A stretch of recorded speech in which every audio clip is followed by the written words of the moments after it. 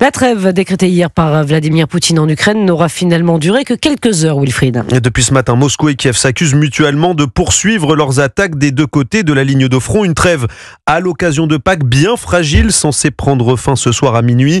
Emmanuel Amara, vous êtes le correspondant d'Europe 1 en Ukraine. Cette pause des combats décidée par Vladimir Poutine semble tenir tout d'abord du symbole. Oui, plutôt qu'une trêve ou un cessez-le-feu, cela ressemble plus à une opération rideau de fumée de la part du Kremlin. Poutine cherchant à faire preuve de bonne volonté vis-à-vis de la Maison-Blanche au détriment de Kiev. Sur le terrain, l'intensité des combats semble avoir légèrement diminué le long de la ligne de front. Ukrainiens et Russes s'accusent pourtant mutuellement de multiples violations. Dans les faits, les combats continuent. L'Ukraine a dénombré depuis ce matin une multitude d'attaques. Le bilan est éloquent.